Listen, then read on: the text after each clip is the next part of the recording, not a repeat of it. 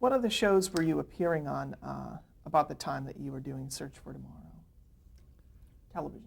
Well, I occasionally got part on a dramatic show like Robert Montgomery Presents or Kraft Theater, one of those shows. I would get a bit part here and there. Do you remember any of the roles that they stand out? I don't remember the roles too. Not really. I remember playing an elevator boy once. Do you remember the co-stars, maybe? I remember one of the stars in one of the shows I did was Jackie Cooper and Elizabeth Montgomery. Did you appear on the Imogene Coca show? No. Oh, wait a minute. Yes, I did. I appeared later after the Bobby Benson show had gone off the air. I appeared on a show with Imogene Coca and Hal March. From time to time, I did a bit part on their show. So what did you think of Imogene Coca? She was very funny. What were her strengths as a comic? Well, she was just all around good. She was a great mugger, a great time. She was very good. Did you watch television during this time? Did you see your show of shows? Oh, sure. Yeah.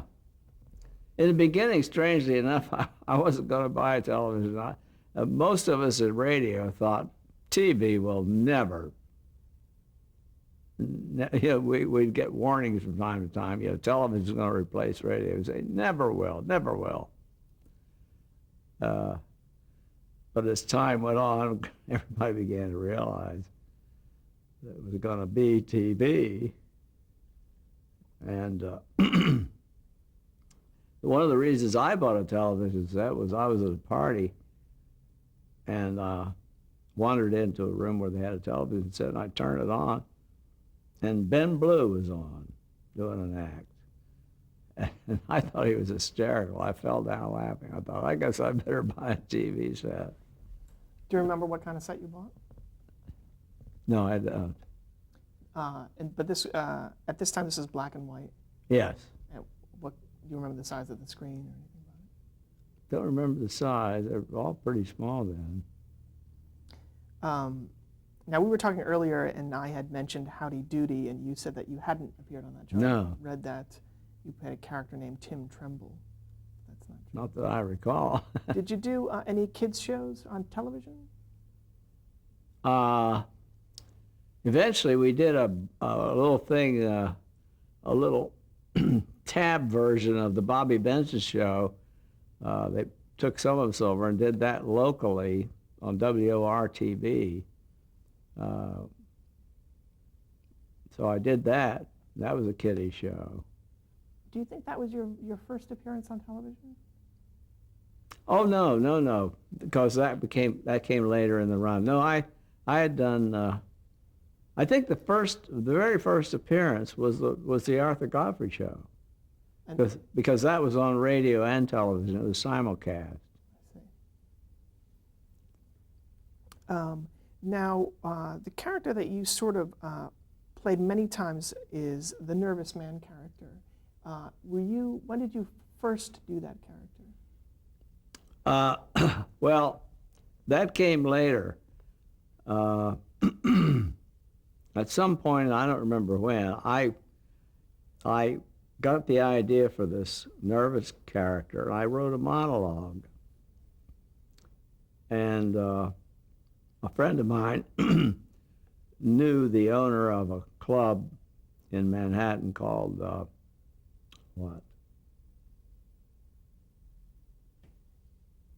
Can't think of the name. It was a she nightclub anyway. And I went over there and auditioned this nervous guy for the owner of this club. And he thought it was the most boring thing I think he had ever seen. So I put that away. I thought, well, I guess that's no good. And then when I got on Broadway in a play called No Time for Sergeants, got to know the cast pretty well. So one night I thought, I'll try that out on these guys. So I tried it out on them, and they fell down laughing. So I decided to audition around some more, and I took it to the Gary Moore people. Gary Moore had a daytime show then. And they said they liked it, and they had sent me over to see Gary himself, and he liked it, and he put me right on his show. And it was a hit. The audience liked it. So then I did the Tonight Show. Steve Allen was doing that. I don't think it was called the Tonight Show then, as I recall, but it was the Tonight Show. It was, the same time, same. They just hadn't called it that yet. But Steve was the Johnny Carson at that time, and so I did it there, and it was a hit there. So Bill Dana was the one who auditioned me and put me on, and they said, well, if you write another one, bring it around, put you on again. So I did. I wrote another one. It came back. And eventually they put me on, Steve said, okay, and they put me on Steve's big Sunday night show. He had a big variety show once a week. So how did this originate? How did you write this? Well, it came out partly out of a dream, although I had seen a guy trying to make a speech, and he was doing all this, real nervous. It struck me funny. And then I dreamed a part of a monologue, actually. And I woke up and sat down and wrote the rest of it. That's how I came by it. I want to step back for a minute to No Time for Sergeants. Was this your first appearance on Broadway? Mm-hmm. First and only. What role did you play? I played two parts. I played a preacher who came out in the beginning and introduced Will Stockdale, who was Andy Griffith. And then, but the main part I played was when he was in the Army, and he's going through all these tests, I played a psychologist who had these rings that he had to try to figure out how to take them apart, put them together, and so forth. It was about a 5-minute scene. It was very funny scene. Do you remember the first time you met Andy Griffith? Yeah. I met him at the reading where we first sat down at a table at the Alvin Theater and read down the show. I was very impressed with Andy when I heard him read. I thought he was great. Had you heard his material, his records and things before? No, I hadn't. I didn't know who he was. He was all new to me. I thought he was just stupendous. Now that originally played on television, No Time for Sergeants. Yeah, and I had missed that too. So how did you audition to get the role for that? A friend of mine told me, he said, look at the trades. He said, they're doing a play. Morris Evans is going to produce it. He said, they're looking for Southern types. He said, that'll be right down your alley. So I ran down to the office, to Evans' office, got an interview, and then he gave me a reading, and I got a part. Now, would there be hundreds and dozens of actors, appearing at these castings, or you were just making individual appointments? Well, in this case, there wasn't anybody there. I got there at the end of the day. There wasn't anybody there when I got my interview at the office. When I went to read, there were a lot of actors that had been called to come in and read. But I never went to any of those big general auditions, no. So you weren't really relying on William Morris. You were doing a lot. You were hitting. Oh, no, William Morris never really, I never signed with William Morris. They were feeling me out and trying to, put me here and there, this one guy, but we never did click. Do you remember any of the names at William Morris, people you worked with? No, I don't remember any of them. I never signed with them. it was just one of those things where they're, in those days, you didn't need an agent. Most of the actors I knew did not have agents. So you because it was easy to come by the roles? Well, I think because of television didn't pay anything. There was really no money in it. There wasn't much in it for an agent. I mean, you go do a TV show, you get $50 or something. Oh, you're going to get $5. It just wasn't. And unlike now, an actor could go right to an office, a casting office, and nobody thought anything about it. Today, if you went to a casting office here in Hollywood, people would think you were crazy. You have to have an agent send you over and make appointments and everything. That wasn't the way it was in New York in those days. Everybody made their own rounds. How long did the run of No Time for Sergeants last? I was with it almost 2 years. It went on a little after that. What theater was it? Well, at that time it was called the Alvin Theater, 52nd and Broadway. I think it's the Neil Simon Theater now. Who else was in the cast besides you and Andy Griffith? Well, Rex Everhart was in it. Myron McCormick was in it.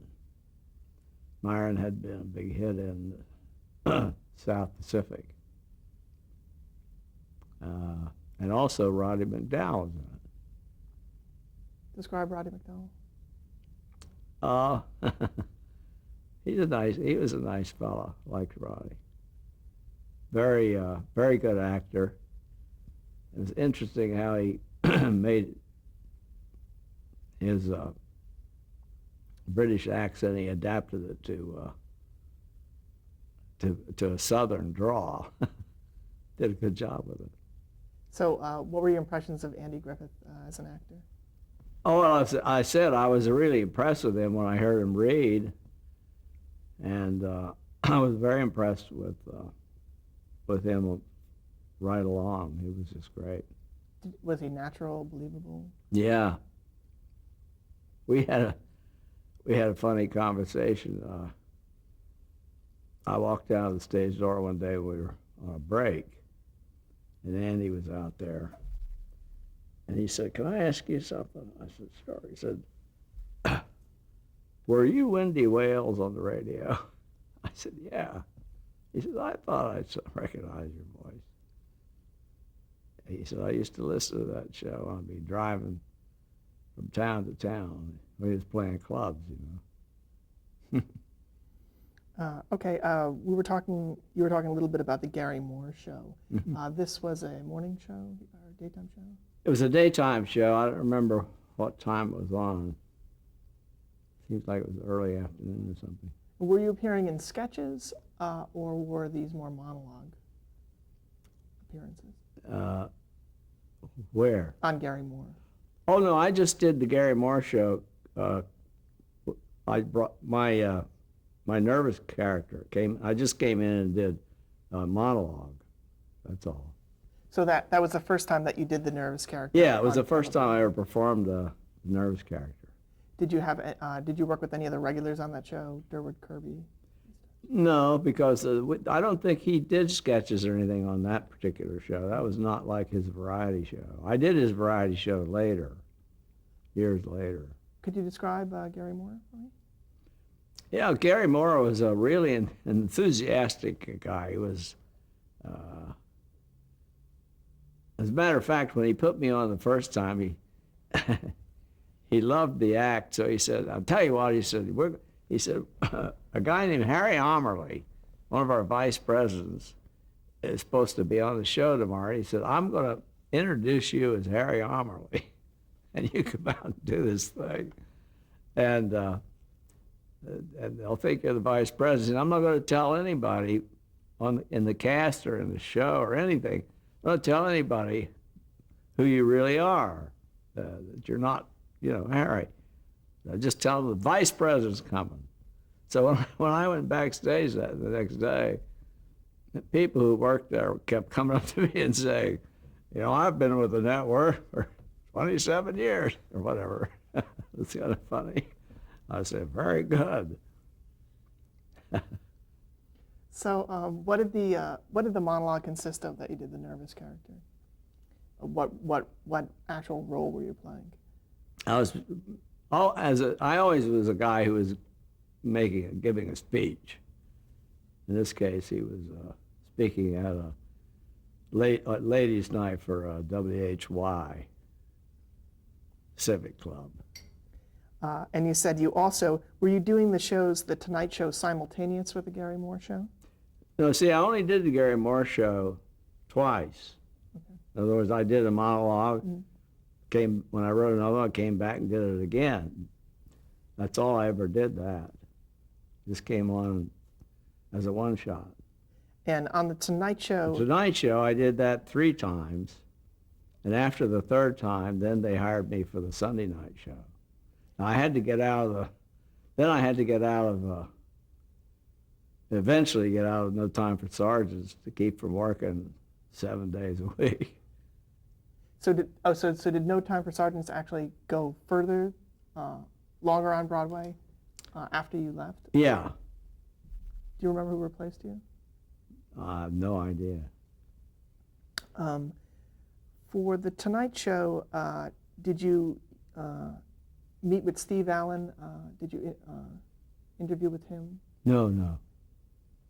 I interviewed with Bill Dana, and I had met Bill earlier. I sort of knew him. He put me on. Was he a writer on the show? Yeah, he was a writer at that time. That was before he came up with his Jose Jimenez character. And from then, you worked on what was called the Steve Allen Show? Steve Allen variety show, yeah. Do you remember your first appearance on that? Sure. They put me on The Man in the Street. I think Tom Poston, at the time, Louis Nye and Tom Poston were doing The Man in the Street. And Tom, I think he had to go out of town, as I recall, and they brought me in really sort of to take his place that Sunday night. And they wanted to utilize my nervous character. And so they had Steve ask me my name, and I told him my name, and he said, "Are you nervous?" And I said, "Nope." And the audience came apart when I did that. They laughed so hard and so suddenly it scared me. I was like that. And then we did a few jokes and really scored, so they had me back the next week. And in fact, and then they had me back every week for the next 4 years.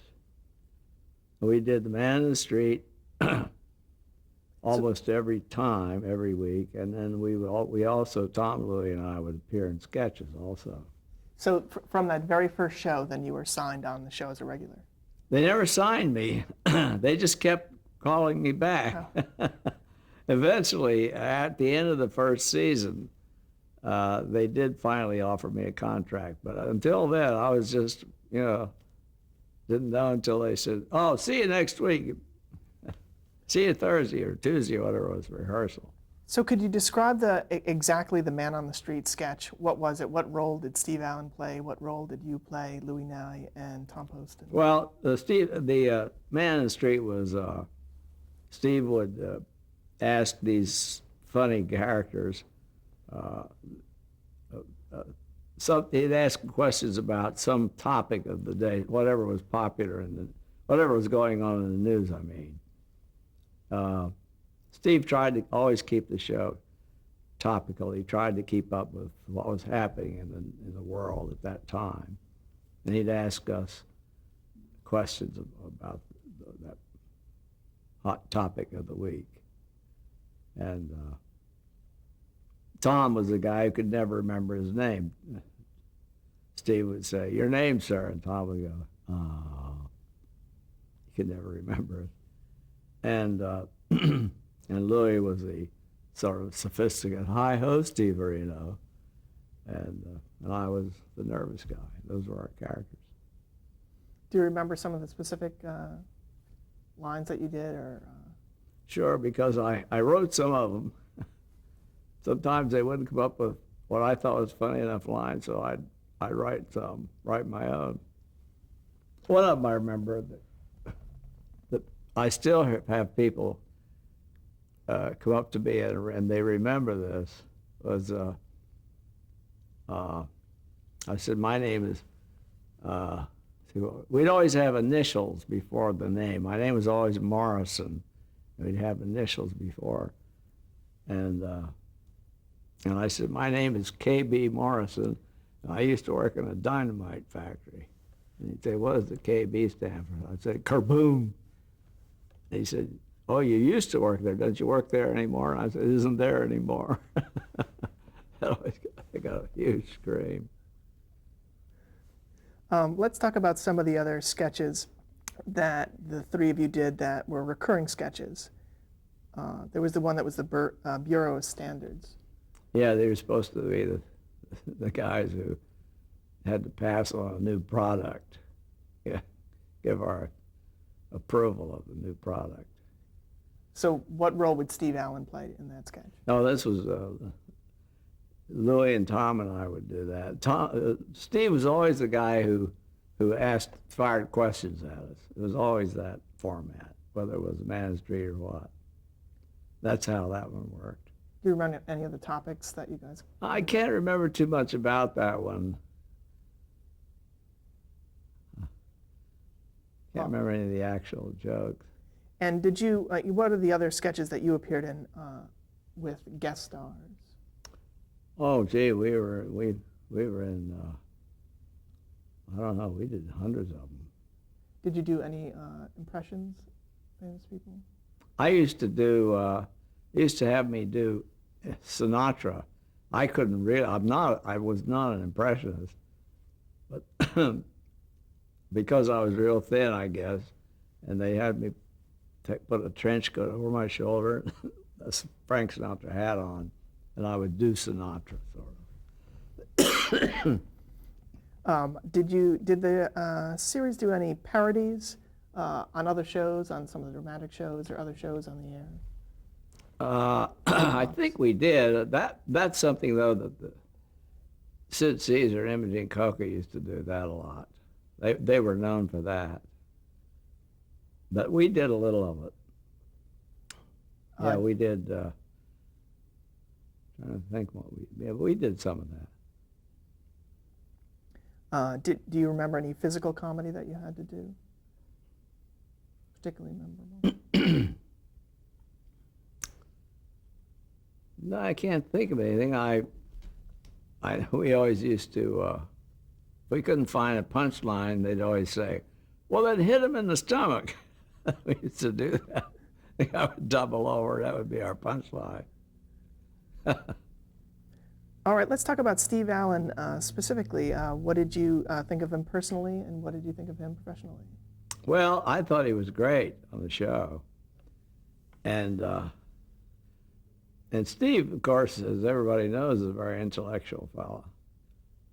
And it took me a long time to feel comfortable just talking to him.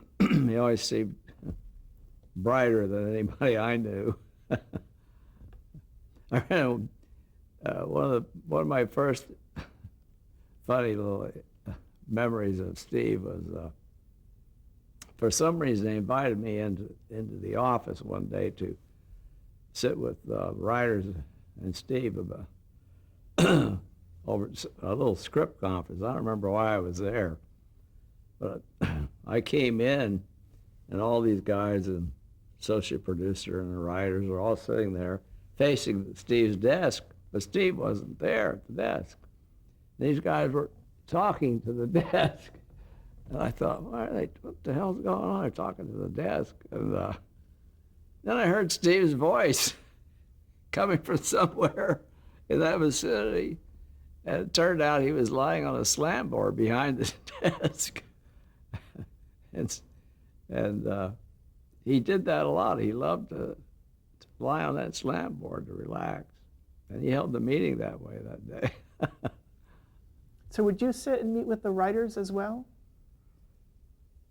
No, I don't know why I was in there, although we would talk with the writers at times, but we didn't have actual meetings that way. Who are some of the writers?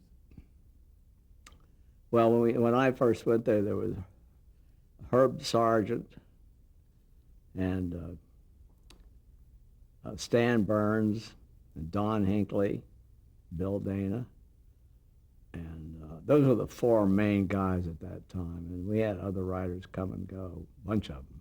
Did they have specialities? Did somebody do the Man on the Street more often, or? Yeah, I'm not sure. I think the Herb Sargent and Stan Burns did the Man on the Street a lot, but I'm not positive about that. My memory might be wrong there. And when you had an idea, who did you bring it to? Lenny Stern was our head writer, and I would bring it to Leonard. And did they take most of your ideas, or? If it was good, they would, yeah. Fair enough. Now, there were a lot of sort of eclectic guest stars. Steve Allen would have writers, and one day, or Lenny Bruce the next day, and the Three Stooges. Were there any people who made a big impression on you among the guest stars? Oh, golly, yeah, a bunch of them did.